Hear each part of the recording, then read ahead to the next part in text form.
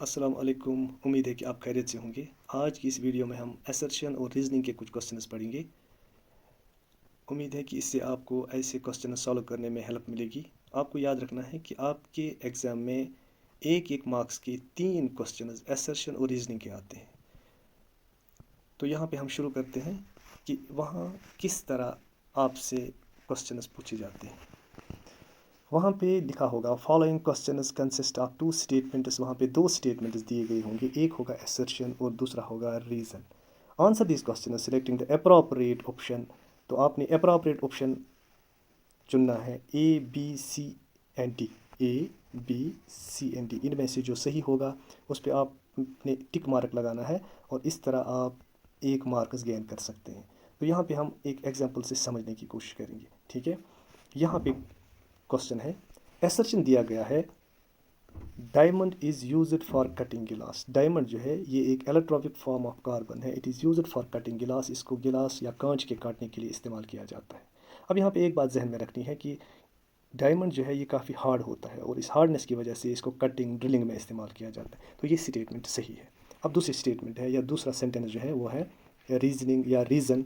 Diamond has a high refractive index. Diamond का refractive index high होता है और इसकी वजह से डायमंड में काफ़ी ज़्यादा चमक दमक होती है, ठीक है। इसको फिर ज्वेलरीज में इस्तेमाल किया जाता है। तो ये स्टेटमेंट भी सही है, बट जो रीज़न है ये पहले वाली स्टेटमेंट को एक्सप्लेन नहीं करता। पहला स्टेटमेंट जो है वो दिखाता है कि डायमंड जो है ये काफ़ी हार्ड है। अब जो दूसरा स्टेटमेंट है, दूसरा स्टेटमेंट जो है उसमें डायमंड की प्रॉपर्टी दी गई है। दोनों स्टेटमेंट सही हैं। जब दोनों स्टेटमेंट सही होंगे तो सी और डी ऑप्शन जो है ये रिजेक्ट हो जाते हैं, इनमें से कोई नहीं आएगा। अब देखना है ए या बी, ए आएगा या बी आएगा। अगर रीज़न इसको जस्टिफाई करता है या इसका सही रीज़न है तो फिर बी ए पार्ट आएगा। अगर ये इसका रीज़न नहीं है तो फिर बी पार्ट आएगा। तो यहाँ पे देखते हैं हम, diamond has high refractive index. Refractive index इसका हाई होता है, लेकिन डायमंड जो है इसको कटिंग में इस्तेमाल किया जाता है। ये अलग प्रॉपर्टी है, ये इसका अलग यूज़ है और ये इसकी अलग प्रॉपर्टी है, लेकिन ये इसका रीज़न नहीं है। तो जब ये इसका रीज़न नहीं है तो इसका मतलब ये है कि दोनों स्टेटमेंट सही हैं। Both A and R true, but R is not the correct explanation. R इसकी करेक्ट एक्सप्लेनेशन नहीं है। पहला वाला अब नहीं आएगा, ये दो भी नहीं आएंगे, ठीक है। तो इसका सही आंसर जो है वो ये है। तो जब आप आंसर लिखेंगे तो आप आंसर में यहाँ इस पर टिक मार्क करेंगे, ठीक है। इसी तरह दूसरा क्वेश्चन है, corrosion of iron is commonly known as rusting. जो आयरन का जब कोरूजन होता है तो उसको रस्टिंग कहते हैं, ठीक है ना। कोरूजन जितने भी मेटल्स हैं जब इन पे रस्ट या इस तरह का जो इनकी एरियल ऑक्सीडेशन हो जाती है तो उसको कोरूजन कहते हैं, लेकिन जब आयरन की का कोरूजन होता है तो उसको रस्ट कहा जाता है। तो ठीक है, ये सही है। अब दूसरा रीज़न लिखा गया है, corrosion of iron occurs in presence of water and air. आपको मालूम है कि जो आयरन होता है इसका कोरूजन आयर की वजह से या वाटर या मॉइस्चर की वजह से होता है, इसकी ऑक्सीडेशन होती है जिसको हम जंग कहते हैं, आँच लग खाई। दोनों स्टेटमेंट सही है, लेकिन यहाँ पे अब देखना है क्या ये दूसरा स्टेटमेंट जिसको रीज़न लिखा गया है क्या ये इसकी एक्सप्लेनेशन है। ये इसकी एक्सप्लेनेशन नहीं है, ये इसकी अलग प्रॉपर, ये यहाँ पे अलग स्टेटमेंट दिया गया है, ये अलग स्टेट, ये इसको जस्टिफाई नहीं करता। ये जस्ट इसकी डेफिनेशन है और ये जो है ये दिखाया गया है कि ये किस प्रोसेस से होता है, ठीक है। तो दोनों सही हैं, लेकिन जो बी है, जो रीज़न है, ये इसकी एक्सप्लेनेशन नहीं है। तो इसका मतलब यहाँ पे भी बी ऑप्शन आएगा। तो सबसे पहले यहाँ पे हमने ध्यान में रखना है कि जब ये भी सही है और ये भी सही है, इसका मतलब ये दो नहीं आएंगे। अब इन दो में से हमने चूज़ करना है कौन सा वाला आएगा। तो यहाँ पे हमने देखा यहाँ पे बी पार्ट आएगा, क्योंकि B both A and R true but R is not the correct explanation of A, ठीक है। तो इसी तरह अब हम और एक क्वेश्चन की तरफ जाते हैं। The balancing of chemical equation is based on law of conservation of mass. जब हम chemical equation को balance करते हैं, it is based on the law of conservation of mass. Law of conservation of mass क्या होता है कि mass can neither be created nor destroyed in a chemical reaction. chemical reaction के दौरान mass जो है वो ना इंक्रीज़ होता है ना डिक्रीज़ होता है, बल्कि जो रिएक्टेंट्स या प्रोडक्ट्स होते हैं उनमें मास बराबर रहता है, ठीक है। ये स्टेटमेंट सही है। अब दूसरा statement, total mass of reactants is equal to total mass of products. जो मास ऑफ रिएक्टेंट्स होता है वो प्रोडक्ट्स के बराबर होता है, ठीक है। अब ये दोनों स्टेटमेंट सही है, ठीक है। इसका मतलब ये वाले दो नहीं आएंगे। अब इनमें से ये आएगा या ये आएगा, इसके बारे में मैं आपको समझाऊंगा कि केमिकल इक्वेशन जो है इसकी बैलेंसिंग बेस्ड होती है law of conservation of mass पे। Law of conservation of mass जो है इसके मुताबिक टोटल मास ऑफ रिएक्टेंट्स और प्रोडक्ट जो है वो बराबर होना चाहिए या वो बराबर होता है। तो इसका मतलब ये इसकी करेक्ट एक्सप्लेनेशन है। ये दोनों सही हैं और रीज़न जो है ये इसकी सही एक्सप्लेनेशन है। तो इसका मतलब ये है कि यहाँ पे ये भी नहीं आएगा, ये भी नहीं आएगा, यानी सी और डी का ऑप्शन ख़त्म होता है।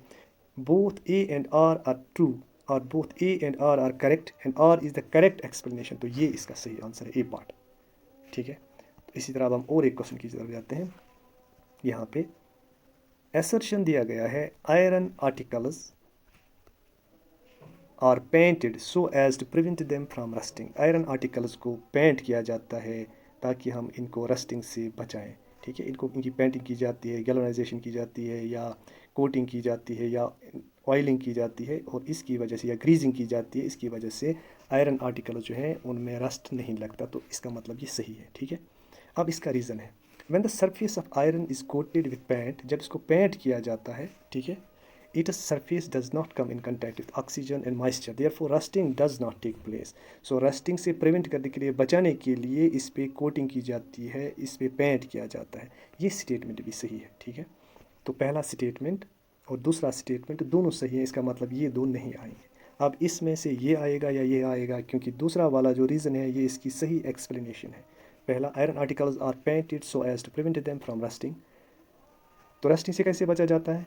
Because it does not contact with come in contact with oxygen and moisture. इस तरह ये मॉइस्चर और ऑक्सीजन से या वाटर से बच जाता है और इस तरह इस पर रस्टिंग नहीं होती। ये इसका की सही एक्सप्लेनेशन है। तो इसका मतलब इसका आंसर जो है वो ए पार्ट होगा। Both A and R true and R is the correct explanation of A. ठीक है, इसी तरह यहाँ पे हम देखेंगे कि और एक question, assertion A, chemical reaction changes the physical and chemical state of a substance।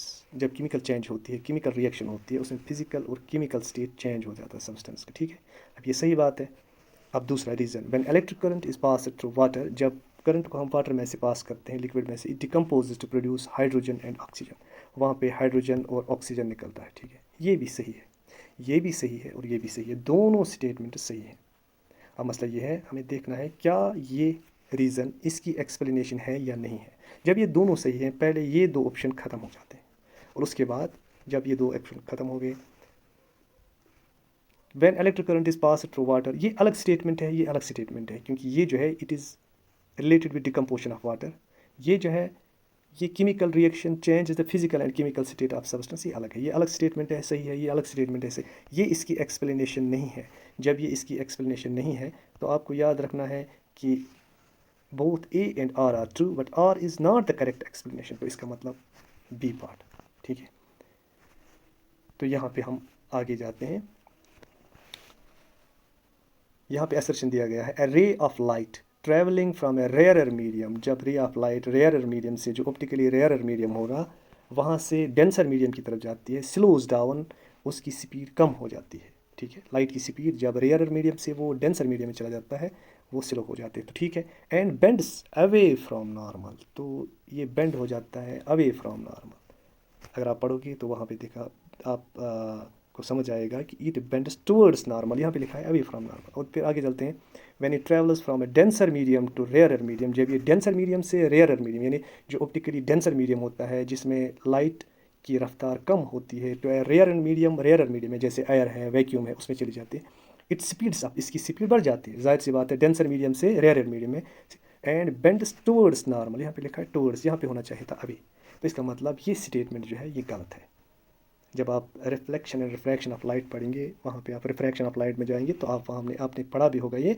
तो इसका मतलब पहला स्टेटमेंट जो है ये गलत है। ठीक है, जब पहला गलत है तो इसका मतलब, अब हम दूसरे पे देखें, दूसरा reason, the speed of light is higher in a rare medium. जब रेयर मीडियम होता है, ऑप्टिकली रेयर मीडियम होता है, उसमें स्पीड ऑफ लाइट हाई होती है, सही है, देन ए डेंसर मीडियम की बनस्बत। ठीक है, जैसे एयर में से लाइट पास होती है उसकी स्पीड ज़्यादा होती है, जबकि अगर वो शीशे में से पास हो जाए, गिलास में से पास हो जाए, या वाटर में से या केरोसिन में से, वहाँ पे इसकी स्पीड कम होती है। तो इसका मतलब ये स्टेटमेंट सही है, पहला गलत है, दूसरा सही है। जब पहला गलत है सो ए इज़ ट्रू, ये भी नहीं आएगा, A is false B is true, तो इसका मतलब डी पार्ट इसका आएगा। देखिए एक बात आप यहाँ पे जहन में रखेंगे कि जब हमने पहला स्टेटमेंट अच्छी तरह पढ़ा, यहाँ पे हमें पता चला कि यहाँ पे ये गलत है, तो पहला स्टेटमेंट जब गलत हुआ तो इसका मतलब पहले दो में से अब कोई नहीं आएगा, ठीक है। पहले दो स्टेटमेंट, इन दो में से असर्शन या रीज़न जब गलत होगा तो पहले दो स्टेटमेंट नहीं आएंगे।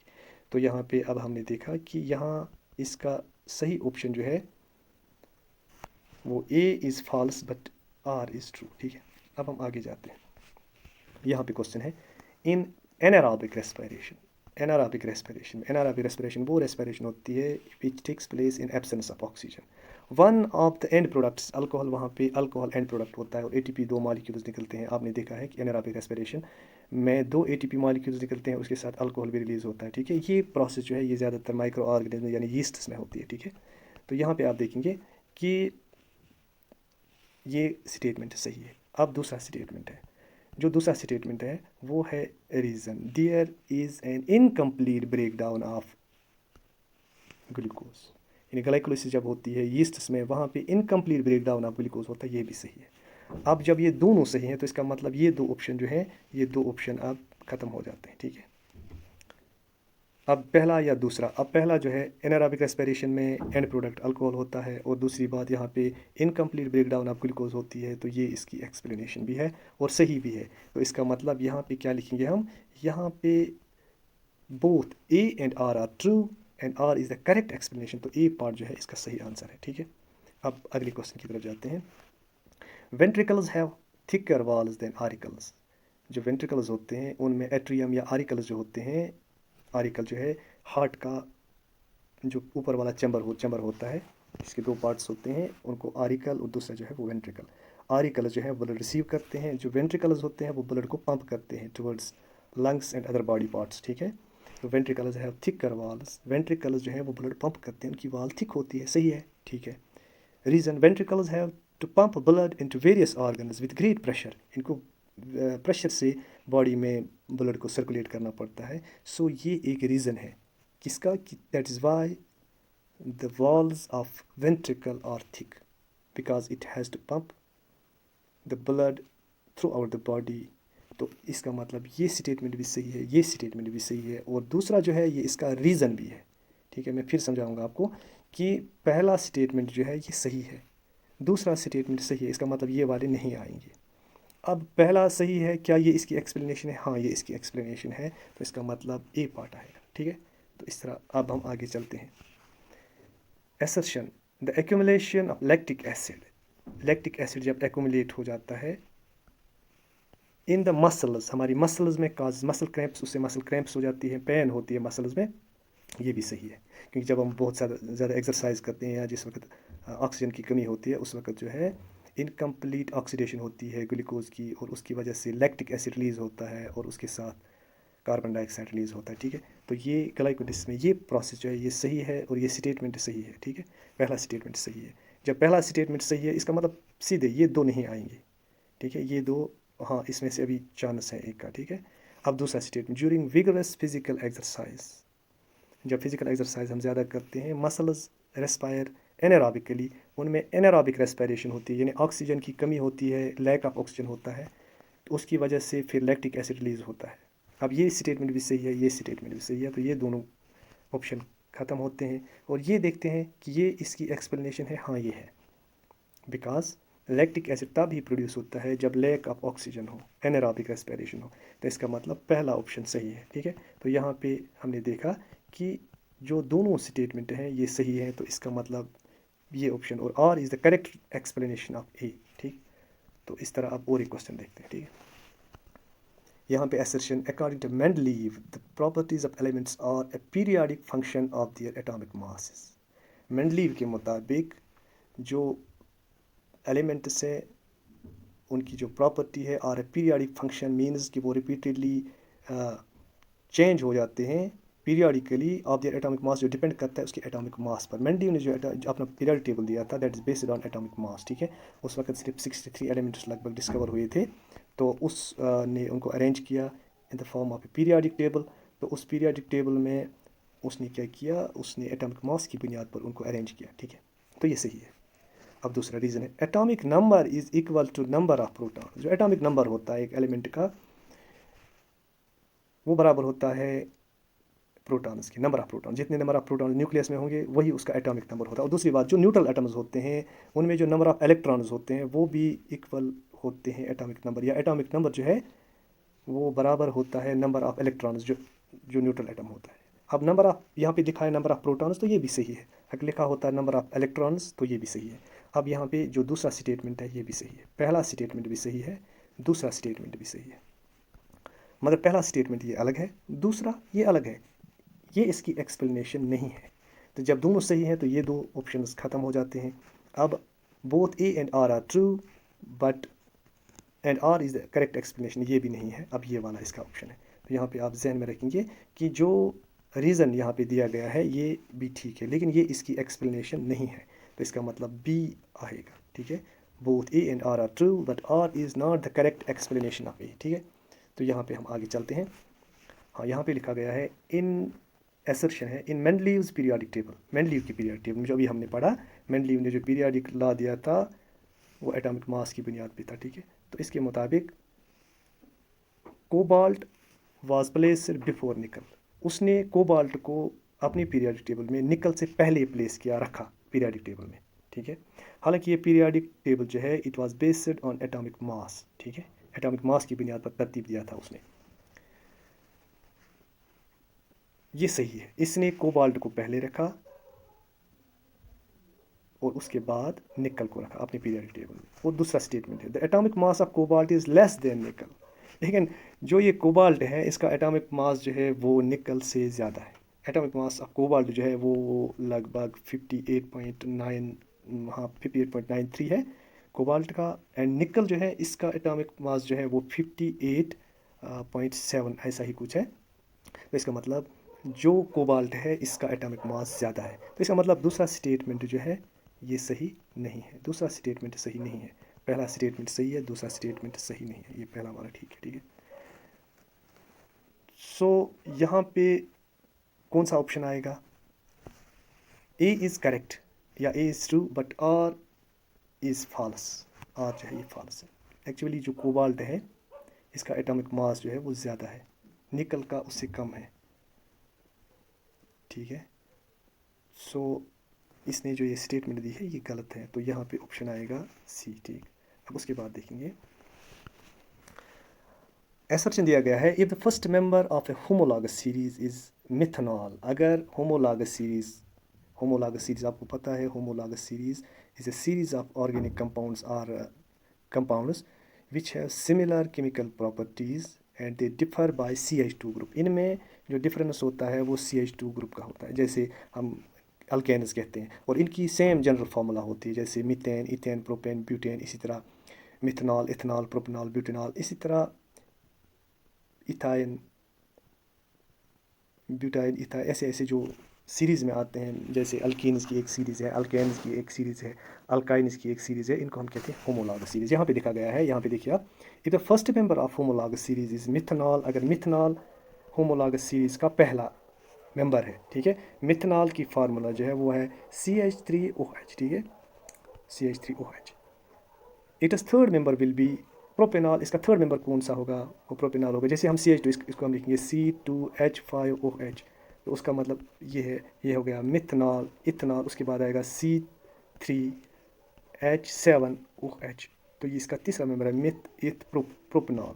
ये सही है। ये first member of homologous series is methanol, it is third member will be propanol. तो ये सही है, ये स्टेटमेंट सही है। अब दूसरा स्टेटमेंट जो इसका है वो है all the members of homologous series show similar chemical properties.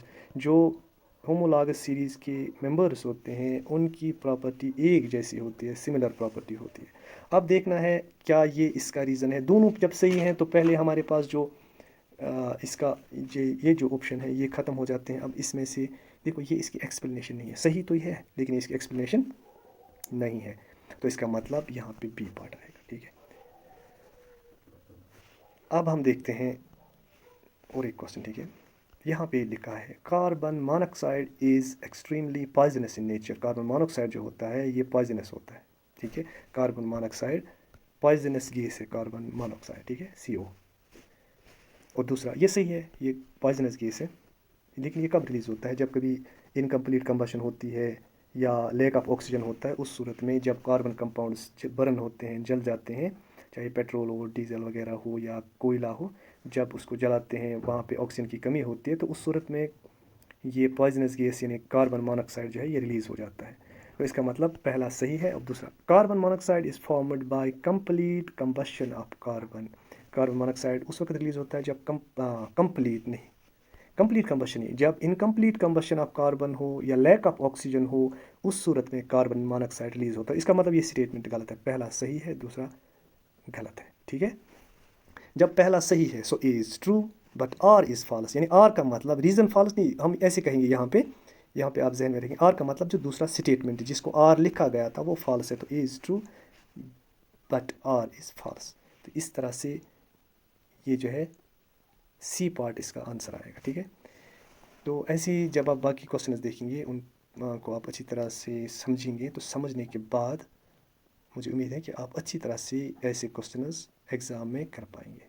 शुक्रिया।